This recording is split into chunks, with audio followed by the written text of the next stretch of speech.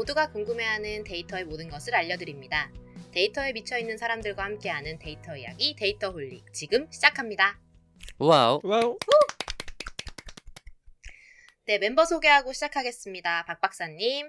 네, 자동화 생각에 뇌가 기계로 바뀐 박 박사입니다. 반갑습니다. 반갑습니다. 반갑습니다. 김 팀장님. 네, 데이터 분석으로 밥 먹고 사는 김 팀장입니다. 반갑습니다. 반갑습니다. 반갑습니다. 네, 그리고 저는 데이터 자라를 꿈꾸는 앨리스입니다. 반갑습니다. 반갑습니다. 반갑습니다.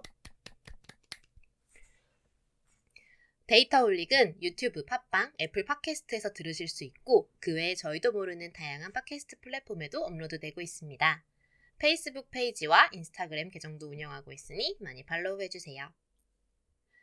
데이터홀릭은 여러분의 후원으로 만들어지고 있습니다. 카카오뱅크 계좌로 매월 초에 3만원 정기 후원해주시는 기동량님, 눔나님, 매월 15일에 만원 후원해주시는 운누나이27님, 팟빵으로 만원 정기 후원해주시는 막송님 감사합니다.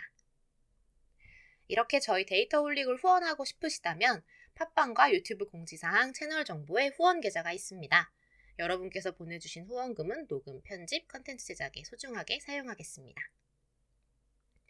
그리고 저희 데이터홀릭에 광고를 넣고 싶으시다면 그리고 데이터 관련 교육을 유료하고 싶으시다면 data홀릭4@gmail.com으로 문의해주세요. 방송을 들어주시는 모든 분들께 감사드립니다. 감사합니다. 감사합니다.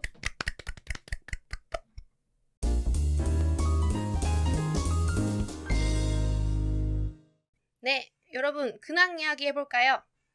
아, 좋습니다. 네. 근황 얘기도 있는데 제가 요즘 알고 있는 소식이 하나 있어서 다들 아시겠지만 도커 데스크탑이 유료화가 됐어요. 허허. 그러니까 뭐 개인 사용은 아직은 아니고 개인 사용은 유료화가 아닌데 회사에서 사용할 때는 돈 내세요, 라이센스 내세요라는 식으로 변경이 돼서 지금 대응들 하고 계실 거라고 생각이 들어요.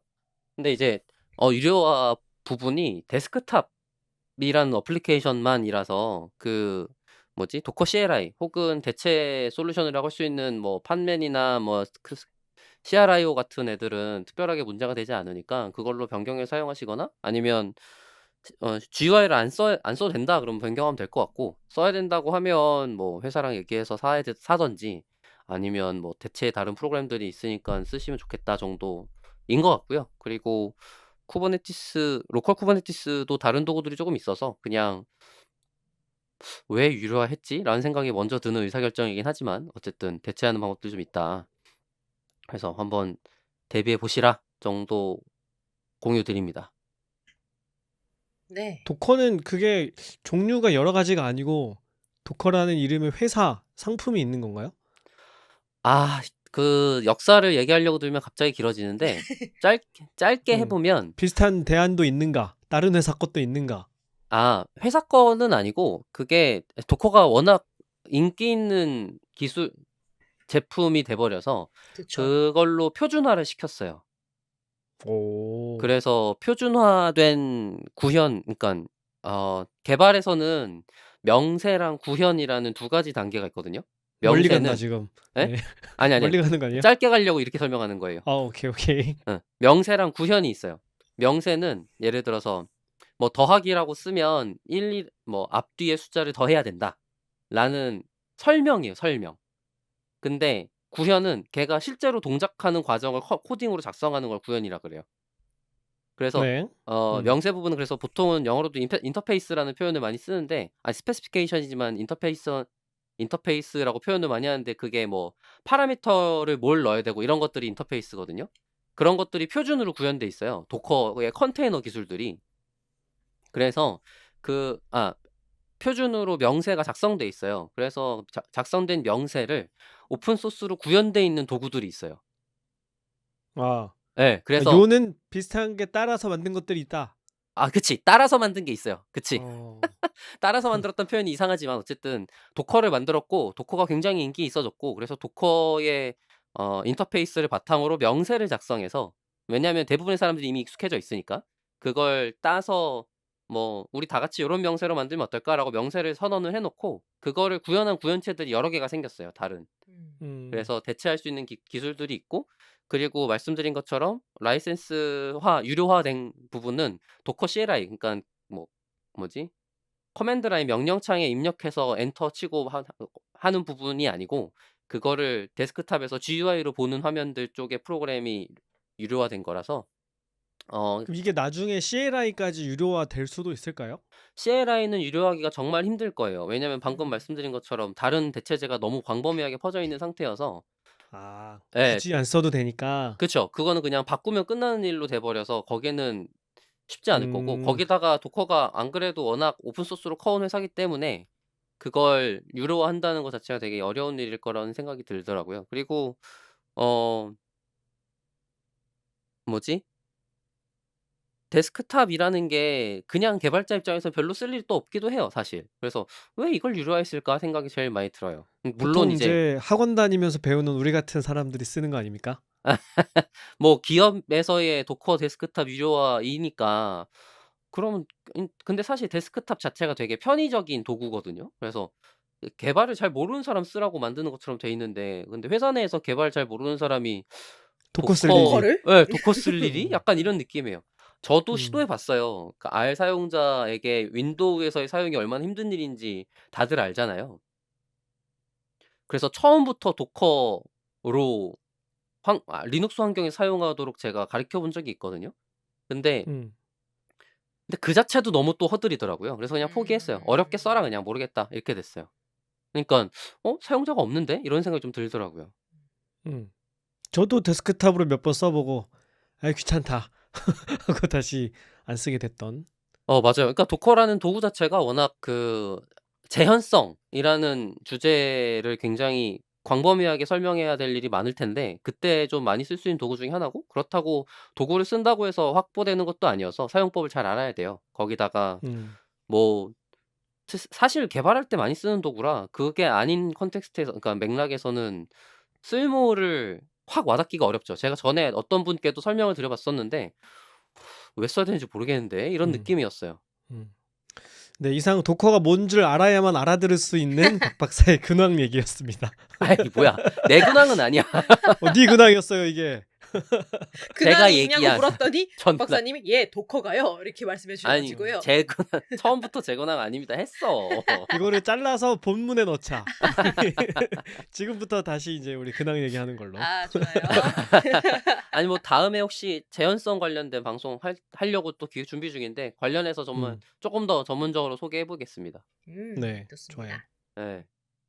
또 관례적으로 내일이 어떠신가요? 내일이 어떻게든 관례적으로라니 궁금해서 묻는다고 해야지. 이 사람이 어떻게든 다른 그런 분한테 식으로 넘겨보려 가치 했지만 없게 얘기를 만들고 있어. 저희 내일이는 분갈이하고 잘 적응하고 계시고요. 예, 자꾸 내일이가 벌어져서 묶어줬다는 얘기는 지난 방송에서 했던 것 같기도 하고. 네. 벌어졌어까지만 했어요. 아, 묶어주는 그래요? 건 이번에 들었네요. 그래서 묶어줬어요. 묶어줬더니 아. 애들이 가만히 서 있긴 가지가? 하더라고. 아니, 그러니까 가지가 이게 별게 없거든요. 그 뿌리가 두 개 이렇게 대가 두 개가 있는데 걔네가 자꾸 이렇게 헤잉 하고 눕는 거예요. 그래가지고 멀어지니까. 그래서 그 애들이 부러질까봐 걱정돼가지고 그래가지고 묶어줬다. 내일이가 그 품종이라고 하나? 그게 뭐였죠? 그거 뭐라 그래요, 처음에 식물은? 얘기했거든요. 여인초. 여인초 맞아요. 여인초. 그 음. 그게 그 선인장과라고 했나요? 아니요. 아니에요? 넓은 뭐예요? 잎을 가지고 있는 친구인데요. 예, 근데 그렇군요. 무슨 과냐고 물어보시면 잘 모르겠어요.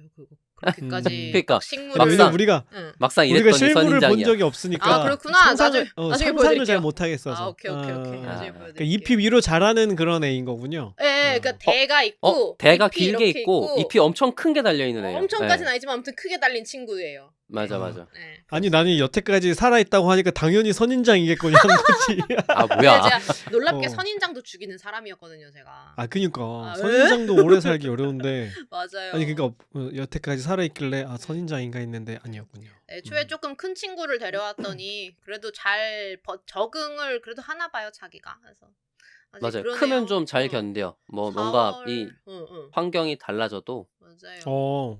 다른 생명체하고도 비슷하네요. 왜 어렸을 때 많이 동물들도 그렇고 많이 죽잖아요. 네. 갑자기 죽는다는 소리 왜요? 한다고.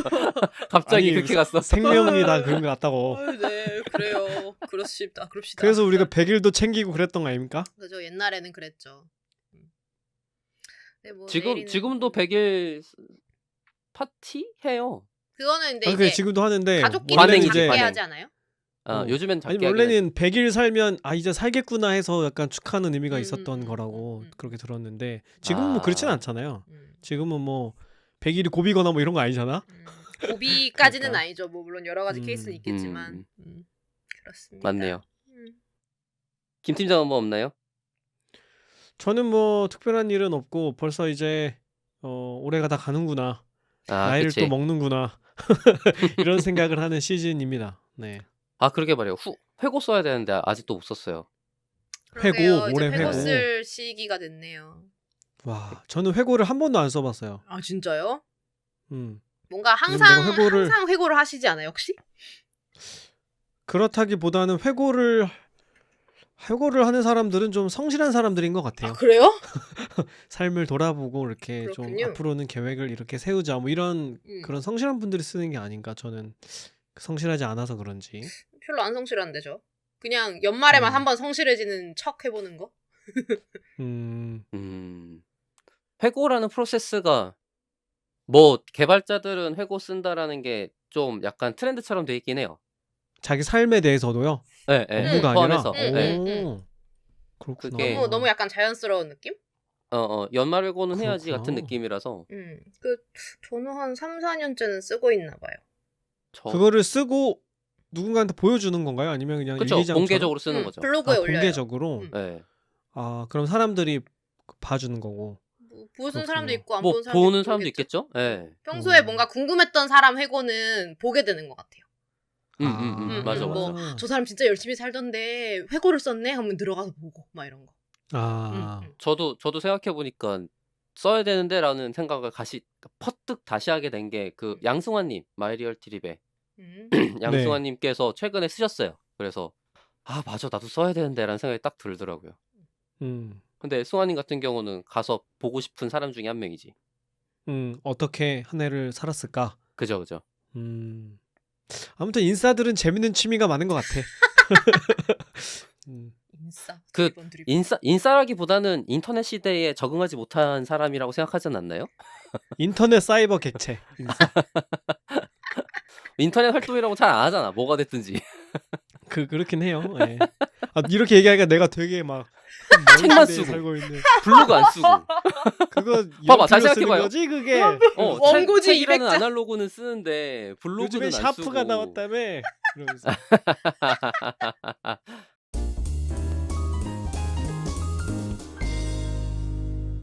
네, 그럼 자 여러분 여기서 이제 우리의 근황 토크는 마무리를 좀 해보도록 하고요. 오늘 근황 얘기 재밌었네요. 네. 자, 그래서 오늘의 본격 주제로 넘어가려고 하는데요. 네, 박 박사님이 준비해 주셨습니다. 어떤 주제 준비해 주셨죠?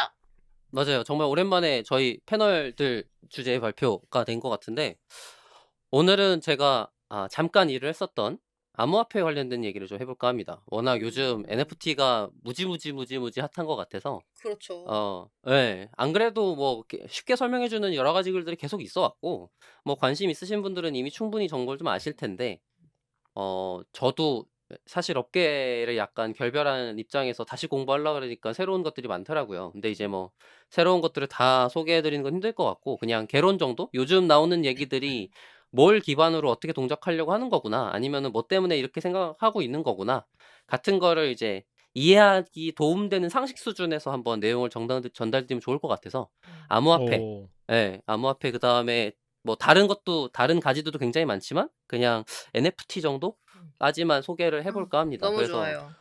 그럼 주식 종목 선택할 때 도움을 받을 수 있는 건가요? 주식 종목 선택할 때 도움받을 수 있는 정보이긴 하죠. 주식 정보를 선택할 때는 뭘 보냐면 대기업인지 소기업인지 얘네 기술이 뭔지 이런 걸 보잖아요. 네. 그런 데의 기술이라고 보면 좋을 것 같아요. 네, 그래서 뭐 근데 이제 예를 들면 뭐 통신회사야. 근데 통신회사의 5G가 뭔지 3G가 뭔지 모르면 어떻게 투자를 하겠어요? 얘네가 5G 기술을 했대. 뭐 그런 느낌인 거죠. 그래서 뭐 음. 통신 기술이 뭔지에 대해 소개해 주는 거 마냥 약간 비슷한 느낌으로 간단한 기술 개론 정도일 거라서 진짜 아마 NFT 요즘에 네. 정말 많이 보이거든요. 그 단어 자체가. 그러니까 예를 맞아요. 들어도 NFT 뭐 NFT로 뭘 어쩌고 막 그런 거 다 맞아요. 보는데 민팅이라고 맞아요. 그러죠. 그거요. 네. 민팅. 맞아. 그 네. 단어를 봤었어. 근데 막 보고 막 NFT를 직접 해서 해봤습니다 하는데 그거를 제가 그 날 잡고 맘 잡고 공부하려니까 생각보다 그래도 찾아보고 하기가 그렇더라고요. 그래서 오늘 박 박사님 준비해 주신다 그래서 굉장히 기뻤어요. 아, 제 주변에 주식에 관심 있는 분들이 저한테 자꾸 물어봐요. 그거 뭔가 데이터랑 관련 있는 거 아니냐고. 데이터랑 관련이 있지. 굉장히 멀리. 관련은 있지. 관련이 있는데 그래서 이거 사도 되겠냐고 나한테 물어본다고 내가 어떻게 알아. 회고를 안 하는 사람 치고 현재는 굉장히 충실하거든요. 주식 관련된 거에 대해서 정보가 굉장히 활발하게 돌고 계신 아니 분이네. 주변 분들이 저한테 묻는다는 거죠. 제가 관심 있다기보다. 네. 알겠습니다. 네. 뭐 그래서 아마 시작을 해볼 텐데 그러면 암호화폐라는 용어 그다음에 지금 법제적인 부분이 굉장히 많이 있긴 하지만 어쨌든 다 유예됐으니까 법제는 넘어가고 기본적으로 암호화폐의 시조 맨 처음이었던 비트코인이라는 놈이 어떻게 동작하는지 간단하게 소개를 먼저 해보도록 할게요. 가장 중요한 키워드가 중앙화, 그 다음에 탈중앙화 이 두 가지 단어가 굉장히 중요한 키워드예요. 그래서 중앙화가 뭔지 먼저 설명해야 돼요. 중앙화가 뭐냐? 그러니까 비트코인을 설명할 때 탈중앙화, 분산 원장 뭐 이런 단어들을 쓰거든요. 근데 이제 그러면은 분산이 뭔지, 탈중앙화가 뭔지, 그럼 반대로 중앙화가 뭔지를 알아야 돼요. 그래서 중앙화부터 설명을 해볼게요. 중앙화는 지금 저희가 쓰고 있는 은행들, 인터넷은 아니다. 은행들 이런 서비스들을 생각을 해보면 예를 들어서 제가 김 팀장한테 100만 원을 보내요. 그러면 그 100만 원을 보냈어요라는 걸 어디다 기록해 놔야 되잖아요. 근데 그 기록을 누가 가지고 있어요? 은행이. 네. 그 기록을 은행이 가지고 있고 은행이 확인을 해줘요. 박 박사는 김 팀장한테 뭐 몇 월 며칠 몇 분에 몇 시 몇 분에 100만 원을 보냈어요. 라는 걸 확인해줘. 그 기록은 은행이 관리해요. 근데 생각해보면 은행이 땀만 먹으면 그 기록이 이상해질 수 있잖아요. 그렇죠. 은행이랑 박 박사가 짜고.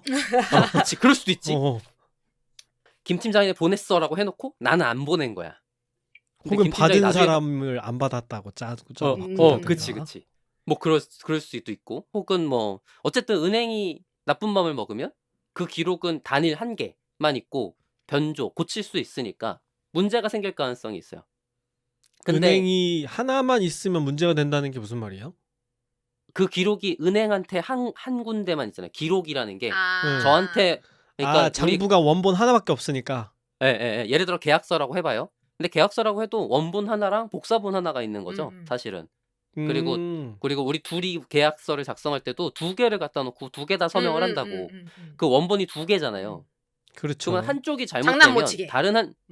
장난 못 치게 다른 하나가 있으니 그리고 그거를 원본이라는 거를 물리적인 장치를 해보려고 뭐 중간에 접어서 도장 찍고 막 이런 짓을 한단 말이에요. 간인.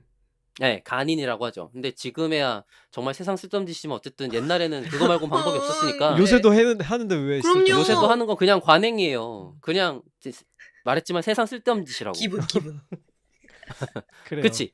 하던 대로 해야 되니까. 아니 그럴 거면 일본처럼 도장을 기계한테 찍으라 그래야지. 그게 무슨 말이에요? 일본은 도장 찍는 걸 없앨 수가 없어서 자동화하기 위해서 기계를 만들었대요. 도장을 대신 찍어주는 기계가 있는 거죠, 사람 대신에. 맞아요. 도장 찍는 걸 없앨 순 없어. 뭐 이런 식이에요. 아날로그의 관행을 유지하려는 엄청난 관성이 그런 것들을 만들어내더라고요. 네, 그래서 어쨌든 다시 중앙화로 돌아가 보죠. 네. 중앙화는 또 이런 것도 중앙화예요. 예를 들면 개를 해. 개. 근데 개 주가 있죠. 예를 들어서 앨리스가 저한테 10만 원 줬고 김 팀장이 저한테 10만 원 주고 저희 세 명이 개를 하는 거예요. 그럼 총 30만 원이 모여 있어. 근데 제가 혼자 단일 기록을 가지고 있어요. 서로 기억하고 있지만 통장이라는 건 저 혼자 가지고 있다고. 그죠? 그러면 이 통장을 제가 고치면 둘은 알 방법이 없어요. 그렇죠. 혼자 갖고 있으니까. 회비 냈는데 안 냈다고 자꾸 싸우고 뭐 이렇게 되는 거죠. 그죠. 그러니까 내가 혼자 갖고 있어. 그리고 이거 하나야. 그럼 중앙 관리한다 그래요.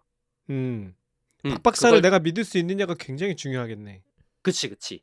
그래서 우리나라는 금융감독원이라는 데가 있어서 음. 은행 너 잘못하면 안 돼라고 감독하는 다른 애가 있어요. 그런 식으로 중앙화된 기록들의 신뢰를 확보하고 있는 중이죠. 음. 근데 이제 그거에 대해서 탈중앙화. 그러면 그거를 탈중앙화되는 방법으로 이 비트코인은 암호화폐는 분산 원장이라는 표현을 써요. 방금 말한 것처럼 원장이 뭐냐면 그 원본? 돈이 왔다 갔다 한 기록을 기록. 원장이라고 불러요. 그 기록 자체가 그냥 원장이에요. 근데 그 원장을 3명이 다 가지고 있어. 분산시켜 놓은 아까 거예요. 계약서 분산시켜 놓은 거죠. 계약서를 3명이 사람마다 다 만들었다. 그쵸. 계약서를 다 만든 거예요. 근데 거래가 있을 때마다 계속 다 만들어요. 아, 이렇게 아. 하는 게 분산 원장이에요. 그러니까 만약에 개를 하는데 한 명이 1,000원을 넣었어. 그러면은 1,000원을 넣었다는 개 거를 모임 3명이면 인원들 전부 다 업데이트. 전부 다. 업데이트. 그래서 업데이트된 최종 기록을 다 가지고 있어.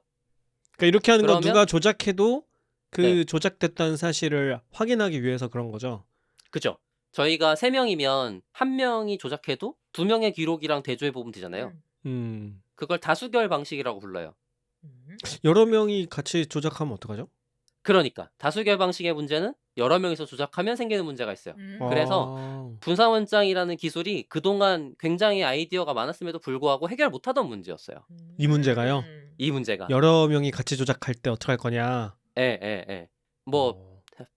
여러 가지 표현을 부르는데 보통 레프트라고 하는 알고리즘이 있는데 그게 이렇게 홀수 명수의 기록이 있을 때 그 기록이 잘못됐을 때 어떤 게 맞는지라고 평가할 거냐에 대한 알고리즘이에요.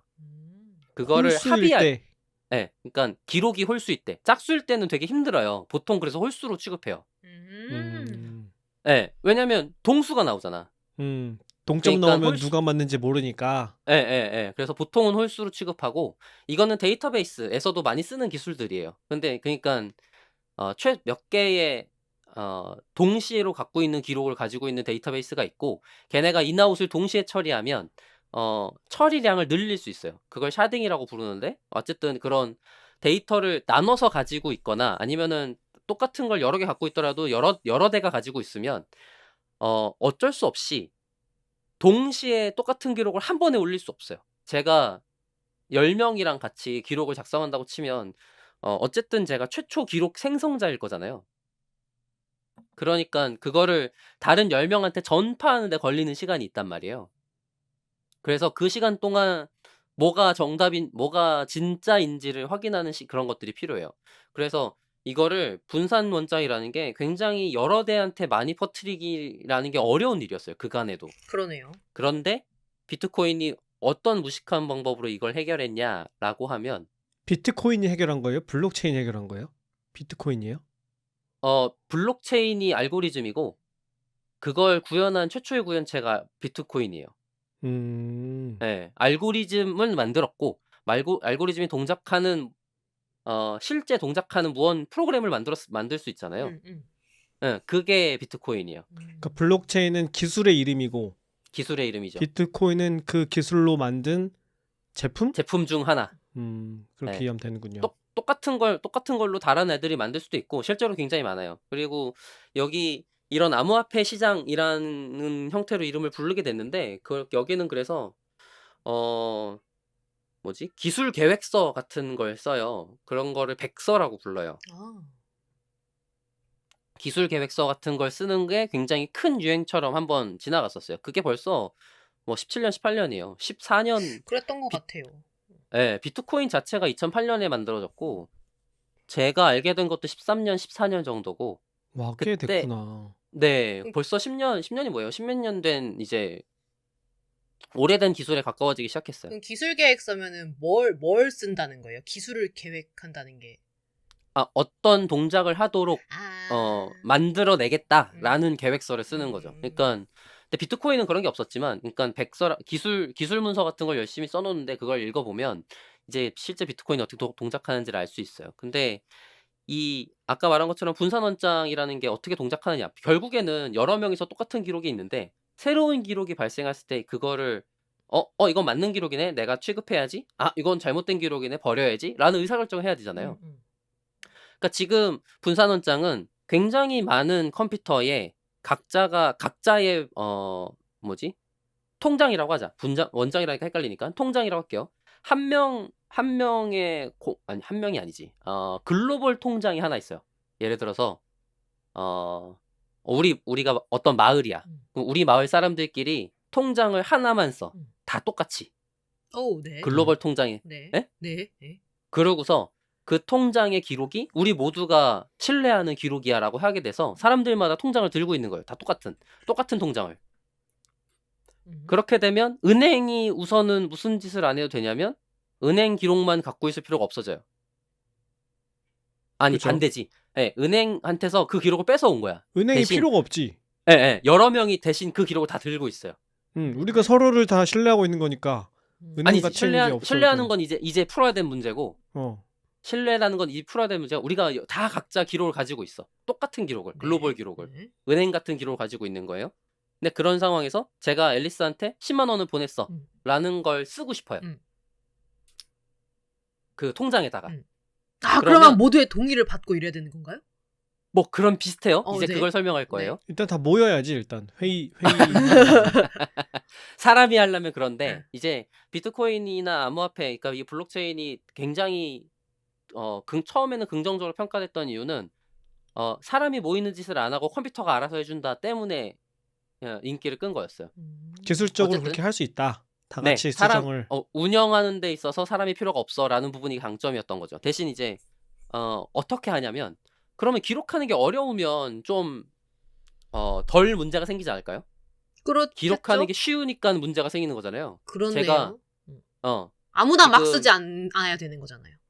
그쵸.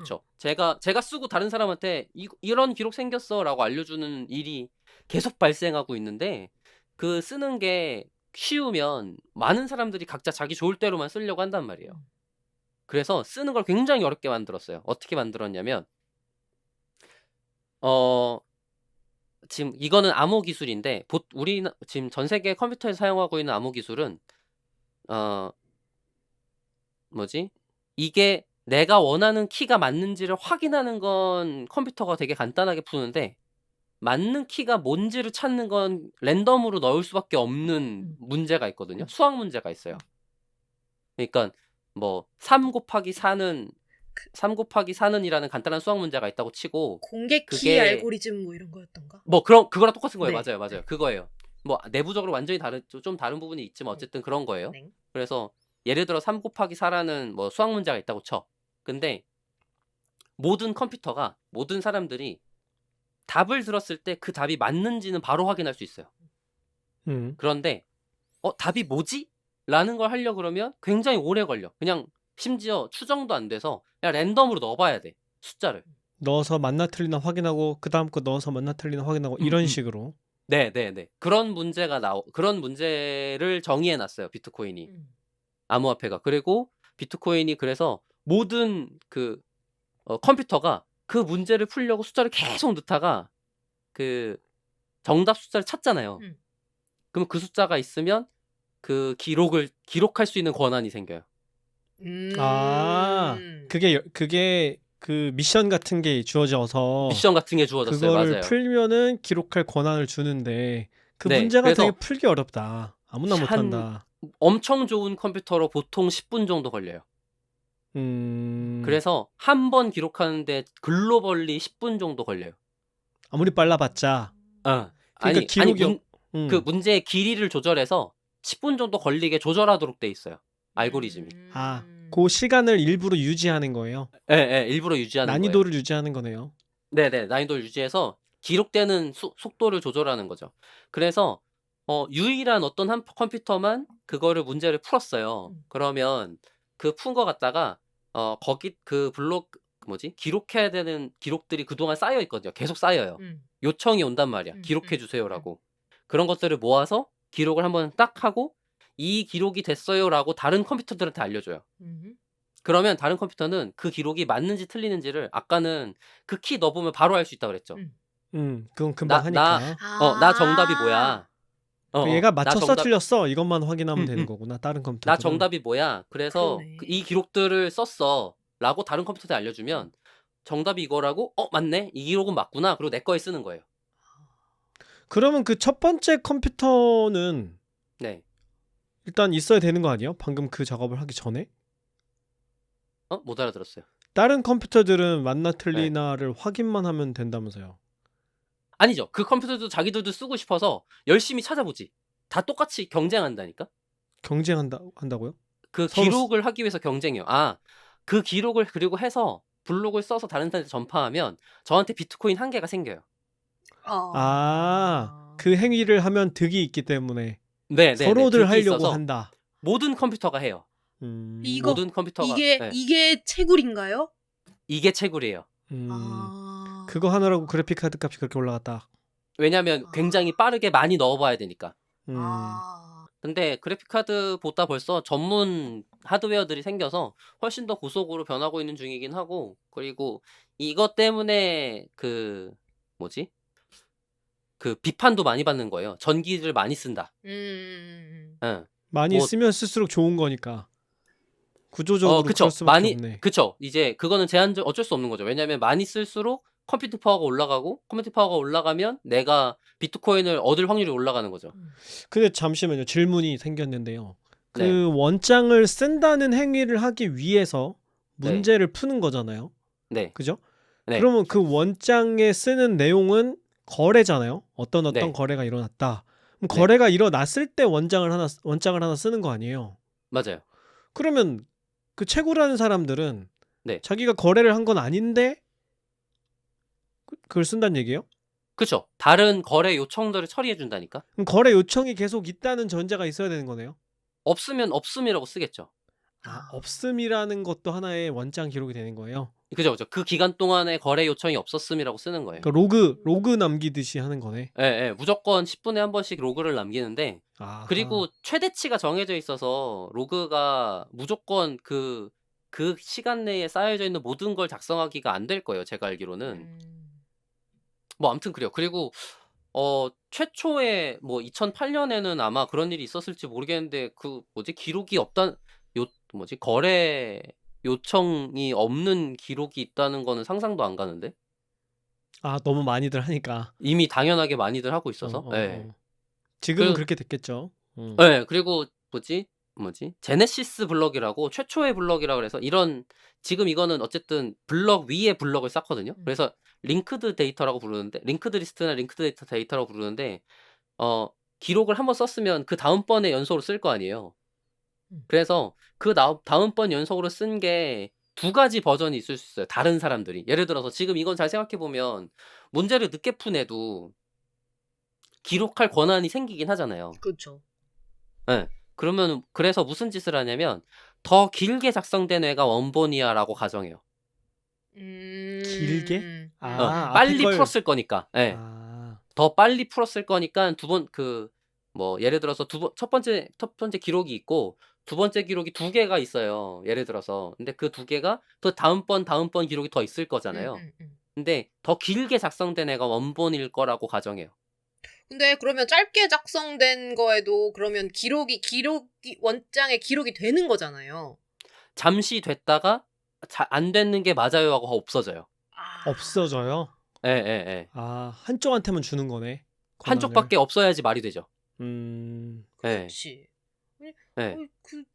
근데 약간 이해가 안 되네요. 그러니까 약간 뭔가 은행에다가 돈을 막 넣으러 갔는데 돈을 늦게 넣네? 이 기록은 없다! 이렇게 되는 느낌이지 않아요, 약간?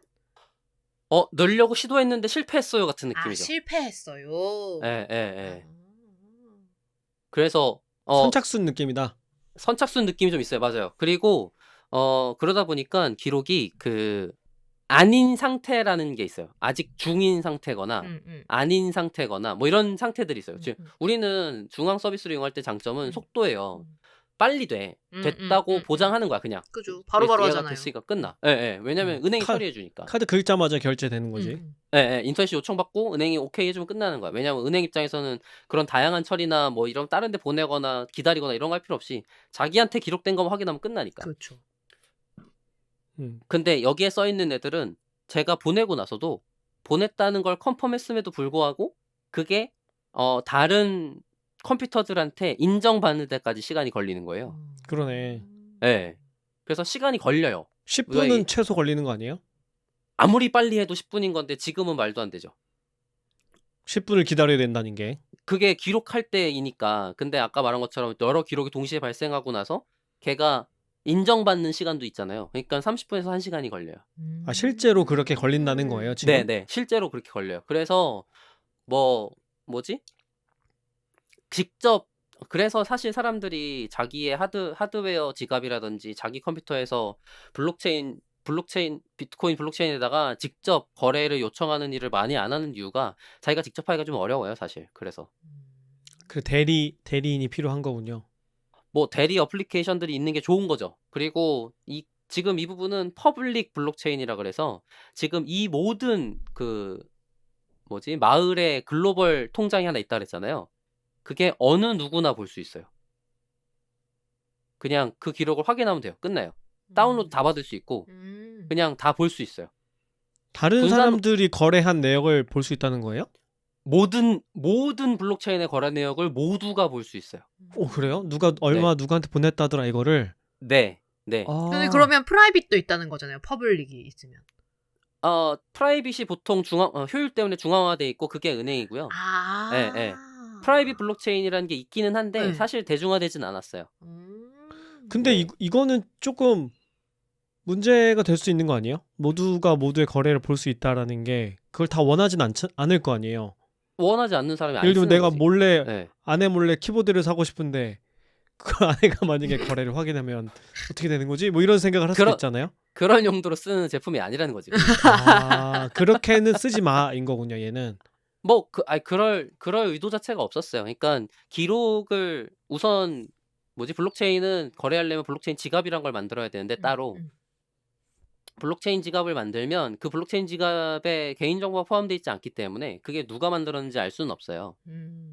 그래서 유명하게 알려져 있는 지갑이라는 게 있긴 있어요. 대표적으로 이제 거래소 지갑이라든지 아니면은 엄청나게 비트코인을 많이 들고 있는 지갑이라든지 이런 것들이 있는데 그런 것들은 이제 사람들이 열심히 각자 알려진 바대로 아니면 노출된 걸 확인해 가면서 알려진 바대로 찾아서 라벨링을 하는 거죠.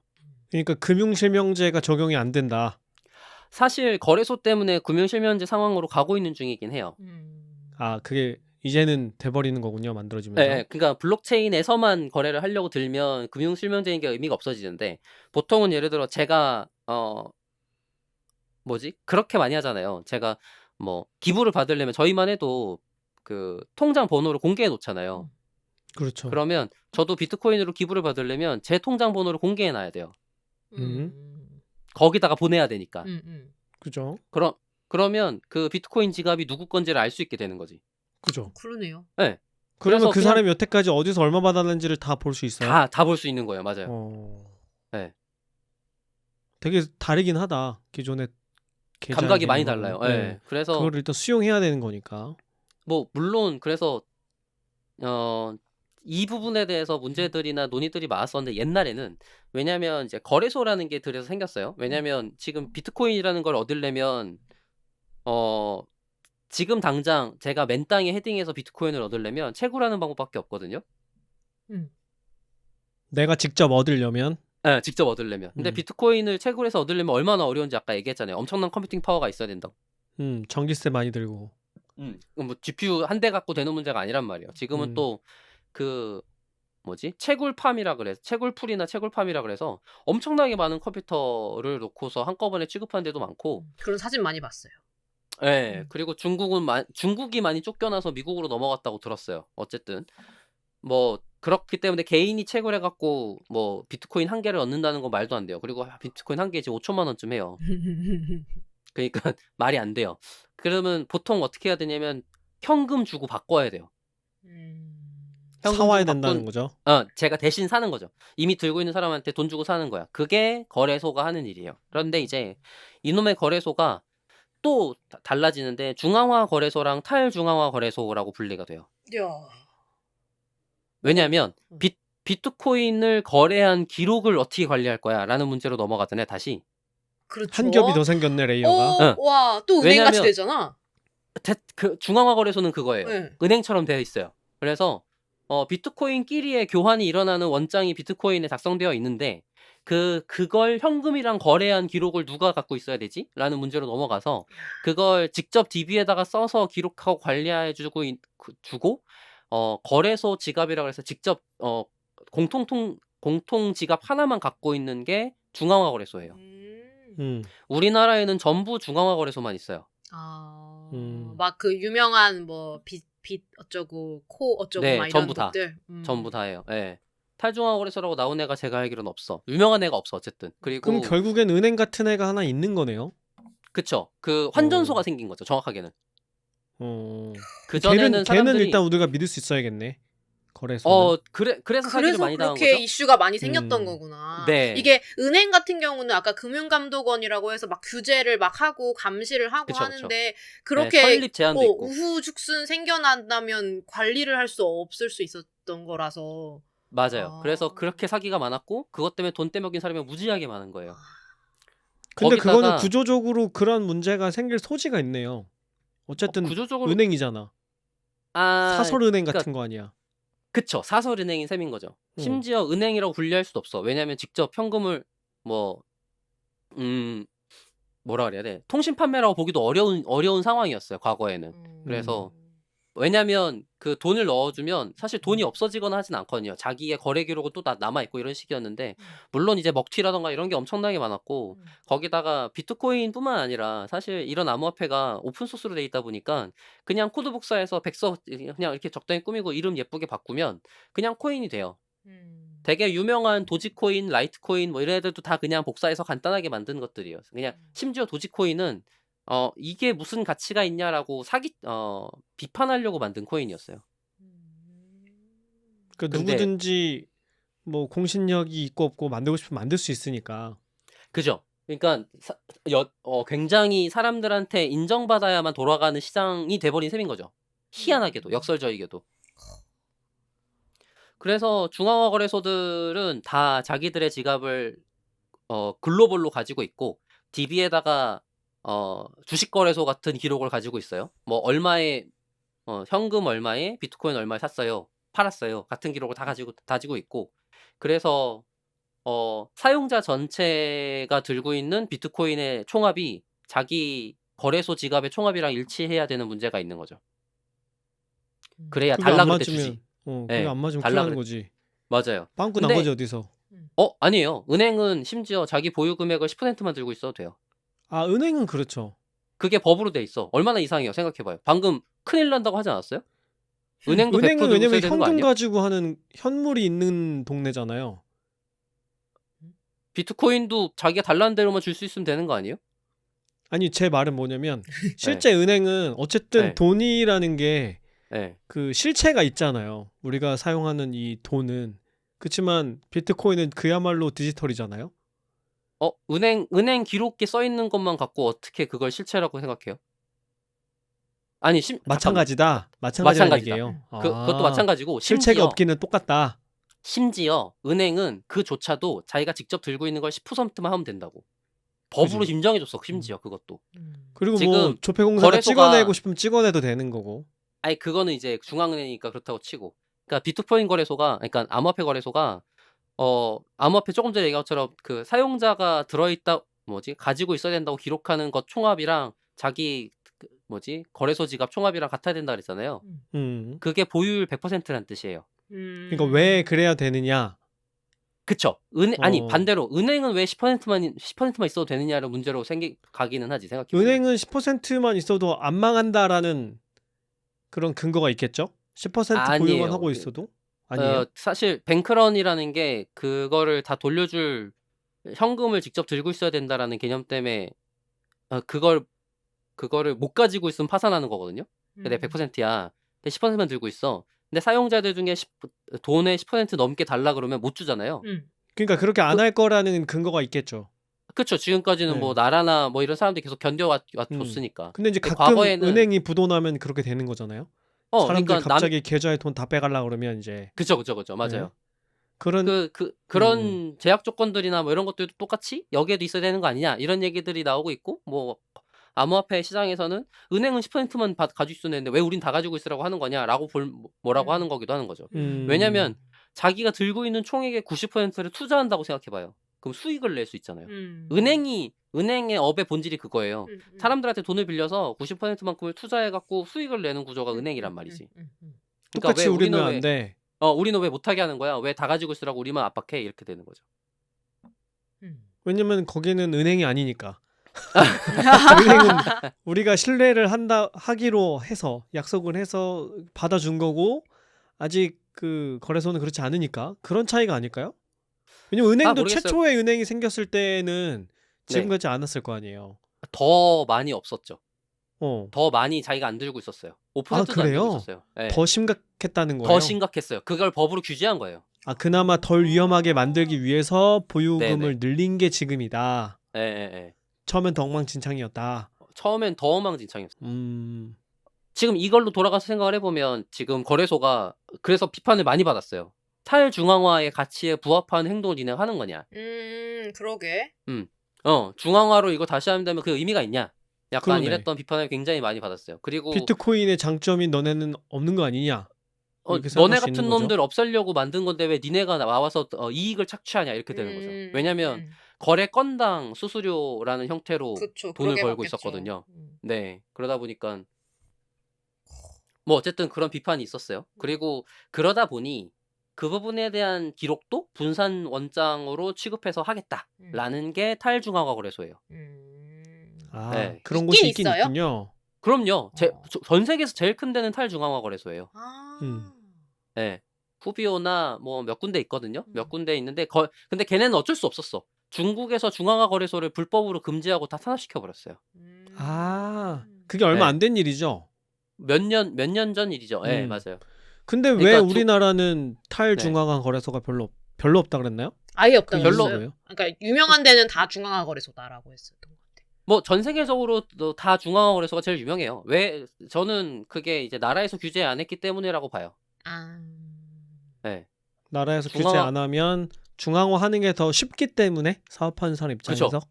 아니 훨씬 좋아요. 그러니까 암호화폐가 어떤 문제를 해결했냐라고 하면 중앙 주체가 있을 때에 생기는 단일 실패 지점을 없애는 데 성공한 거예요. 그죠? 은행의 기록이 잘못되면 다 같이 큰일 나는 거잖아요. 네. 그러니까 은행 기록을 굉장히 소중하게 다루는 미친 짓을 해야 된다고. 그런데 이거를 굉장히 많은 사람들이 들고 있으면 그게 굳이 소중하지 않아도 돼요. 근데 기록하는 게 힘들어진다는 트레이드오프가 생긴 거지.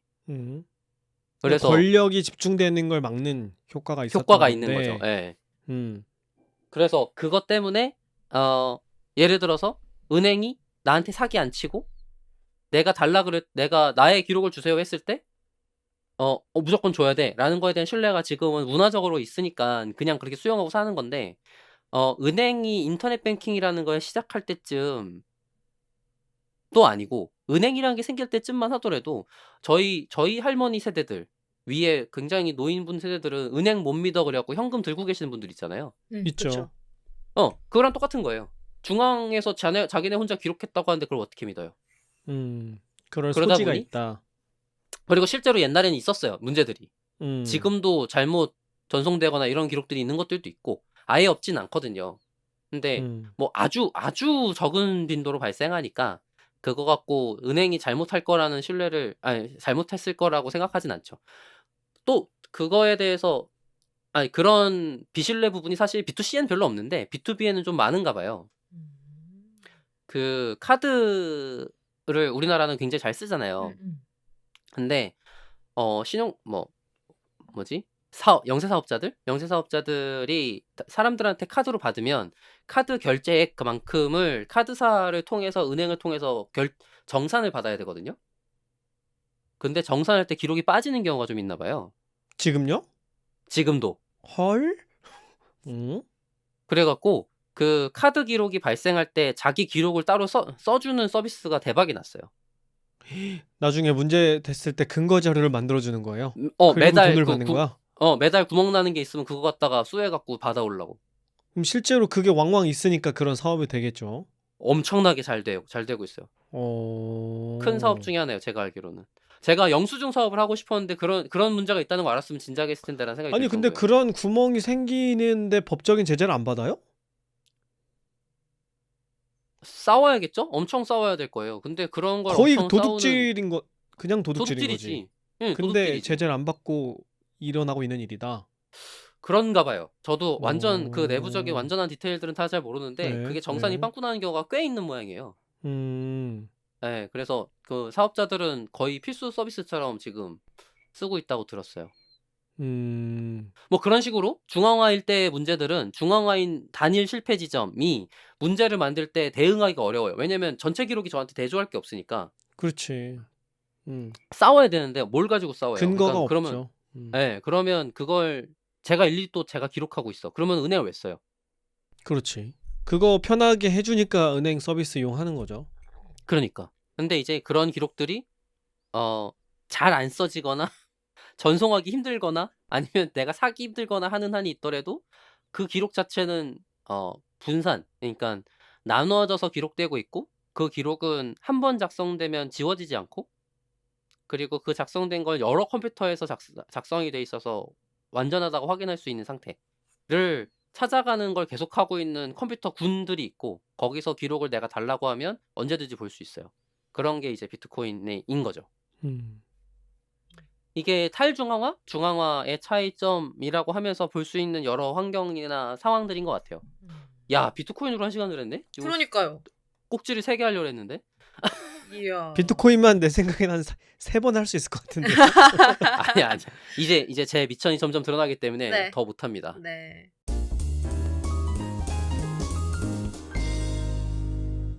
자, 그래서 거의 1시간 다 되어 가가지고 뭐 소감을 좀 나누면서 이번 방송은 마무리하는 게 좋을 것 같아요, 여러분.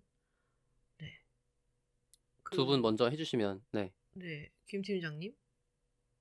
네, 일단은 중앙화하고 탈중앙화의 차이, 그죠? 그리고 비트코인이 이 문제를 해결하기 위해서 대안적으로 나온 거다. 그러니까 시작점은 이해를 했습니다.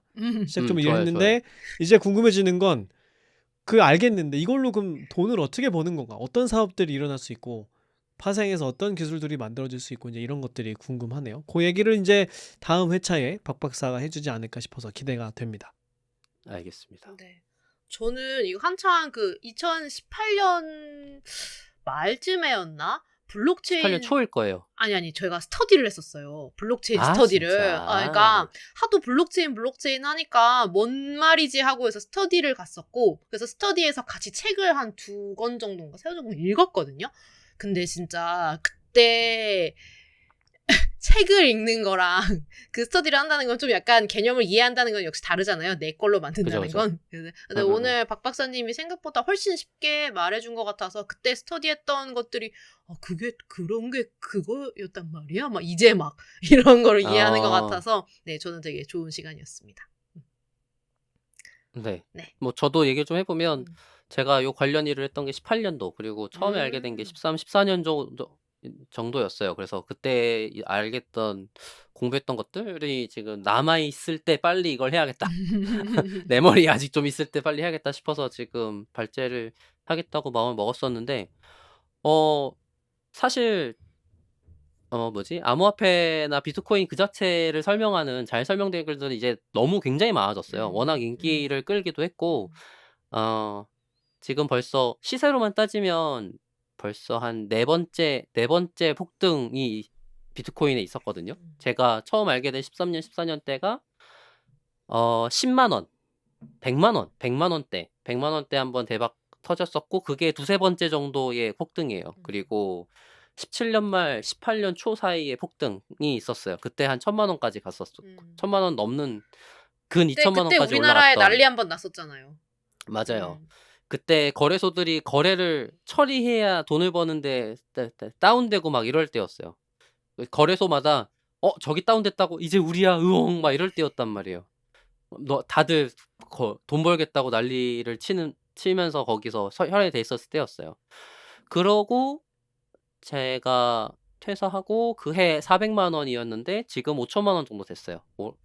제가 알기로 최고점이 6, 7천 정도 됐던 것 같은데 아마 뭐 1억 갈 거다라고 지금 많은 사람들이 얘기를 하고 있는 중이고 그것 때문에 많이 더 관심을 가져서 덕분에 그런 점프가 있을 때마다 관심을 가져서 사람들이 공부들을 굉장히 많이 했고 그 공부를 잘 정리한 자료들이 굉장히 많아요. 그래서 저는 제가 이제 겪었던 얘기들 위주로 하면서 조금 개념적으로 설명을 할 수 있으려고 노력을 했던 것 같고, 다행히 두 분이 그래도 요즘 유명한 키워드라고 관심을 가져주셔서 잘 진행했던 것 같습니다. 그래서 재밌게 할 수 있었고, 아마 뒤에는 뭐 이더리움이랑 다른 형태예요. 뭐 비슷하지만 다른 형태의 이더리움이라는 걸 하나 소개해드리고, 최근에 계속 관심 갖고 나오고 있는 키워드인 NFT까지 하면서 아마 1시간 마무리를 짓고, 뭐 더 깊은 내용들은 전문가분을 좀 섭외를 해야 되지 않을까라는 생각이 역시 들었습니다. 제가 역시 이 너무 밑바닥이 바로 드러나는 분야를 한다고 했구나라는 생각이 1시간 내내 들었어요.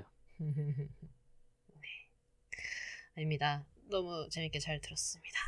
네. 그래서 저희는 일단은 여기서 이번 방송은 마무리를 해보려고 합니다. 네. 좋습니다.